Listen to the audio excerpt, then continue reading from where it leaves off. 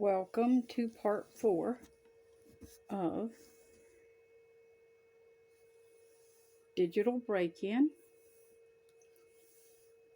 covering the digicurrency and the Beast system.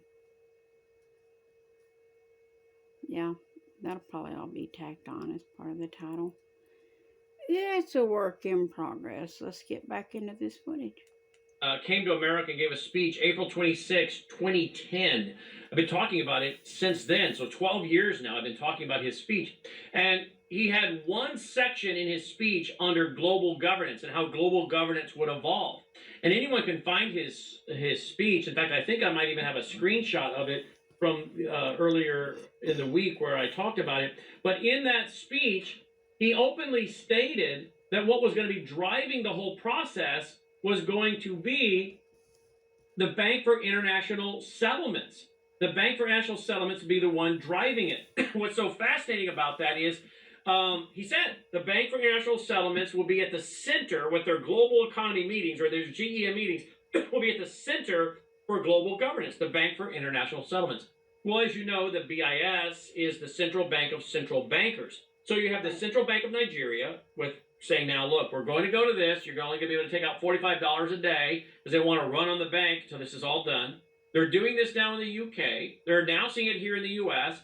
And every time we hear about it being taken seriously, it's a central bank. They're now seeing it here in the US. Wow!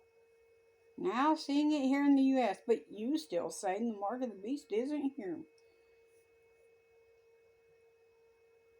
Wake up, sleeper, sleeper, wake up. When are you gonna? When are you gonna? When are you going to wake up? I may never be famous, and my name may never be in bright lights and bold letters for all the world to see. But I can hold my head up high, though different I may be.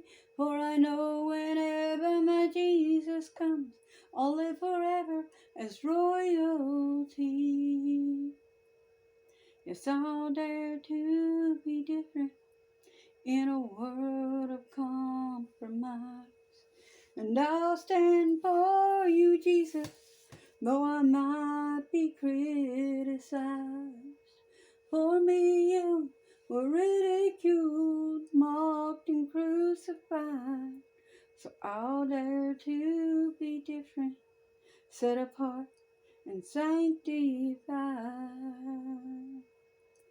They say it's your own life, live it anyway. The world has much to offer to each of us today. They say it's your own life, live it anyway. But God has told us plainly, we must come out from this and be a separate people if we're gonna live for Him. So I'll dare to be different in a world of compromise.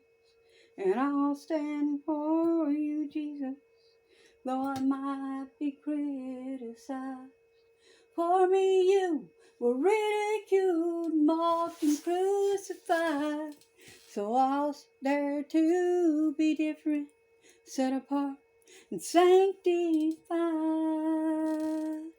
Yes, I'll dare to be different, set apart and sanctified.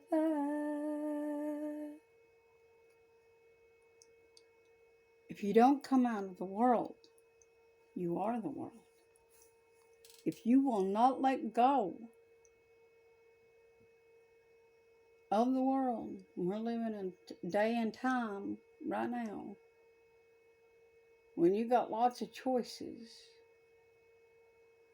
You got to decide who's more important, yourself and traditions of man or God. I mean, after all, think about it. You're canceling church, mind you. the worship of God, you're canceling church, the worship of God, to stay home with your family and to worship man-made traditions such as Christmas. Do not tell me you have not set your idols before God.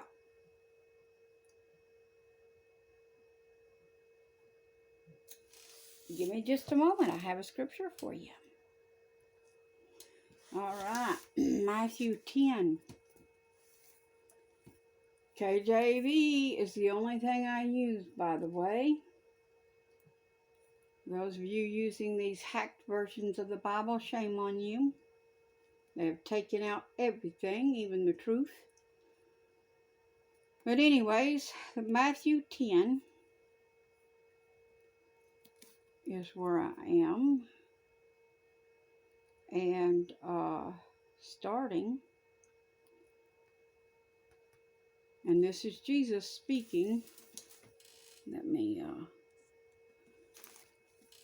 show you here the red writing. Just to allow you to understand the facts here of this situation. Now, Matthew 10, I'm going to start at verse 36. And a man's foes shall be they of his own household. How about that?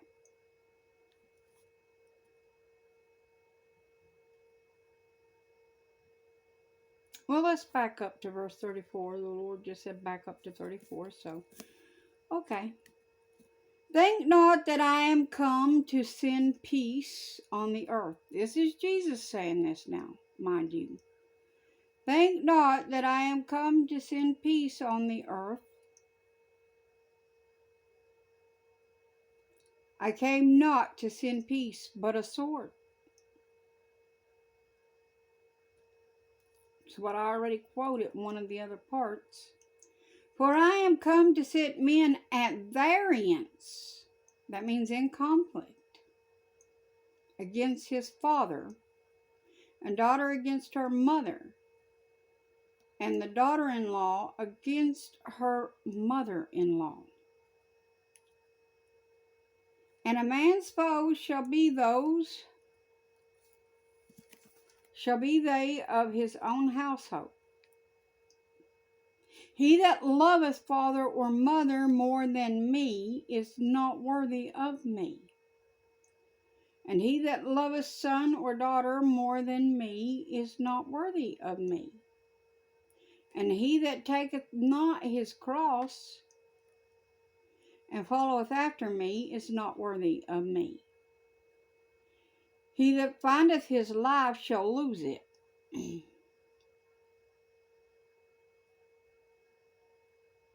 And he that loses his life for my sake shall find it.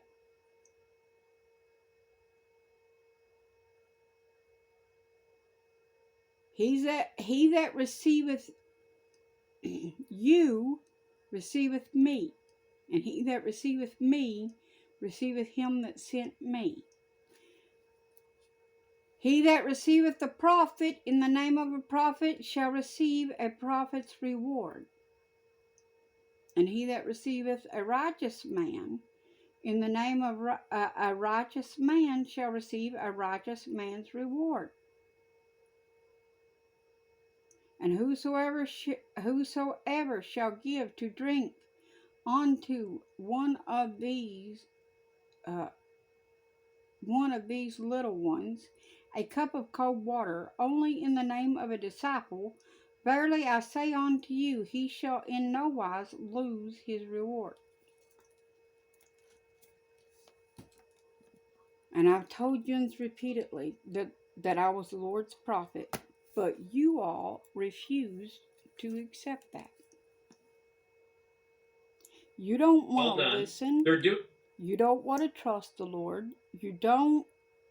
So you haven't really been receiving me. I didn't come here to do this for the fun of it. Oh, because I love the flaming arrows and darts that I get and all the scoffing I get so much, I can't wait to have some more. Being called Satan, or told that I have devils, or try to have people cast devils out of me, in fact, because I've been telling the truth. Oh, that's been some really gay times, I'm telling you. Oh my goodness, I can't tell you how much fun that I have had. It has been splendid. I can't wait to do it again and again. If you don't recognize it, that's sarcasm. Y'all are really good at it. You should recognize it. Anyway, let's get on back into this footage. Or global economy meetings, or there's GEM meetings, will be at the center for global governance, the Bank for International Settlements. Well, as you know, the BIS is the central bank of central bankers. So you have the Central Bank of Nigeria with saying, now look, we're going to go to this. You're only going to be able to take out $45 a day because they want to run on the bank until this is all done. They're doing this now in the UK. They're announcing it here in the US. And every time we hear about it being taken seriously, it's a central bank doing it, which means everything's going to be tied right back to the central bank of central bankers. It'll be a global system. Once that global system is in place, as you said a while ago, that's how you control the people. Once they can control the money, then they can go to world government. They really can't go to world government by their own writings until they have. Once you control the people by money, he says. There's another way of controlling the people.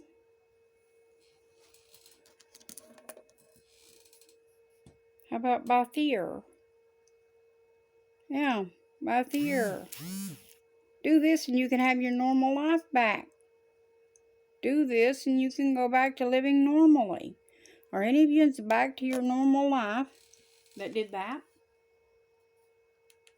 The global economic system put into place. Yes, can you comment that's on that? 100% right.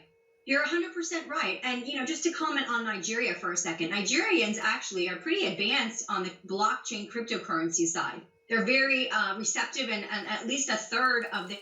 Now, you hearing how they're going to lock these systems and stuff and be able to lock these systems? If you don't do all of these that they want you to, what do you think is going to happen to your bank account? You're going to be locked out of your own money. Don't matter how much you've worked for it.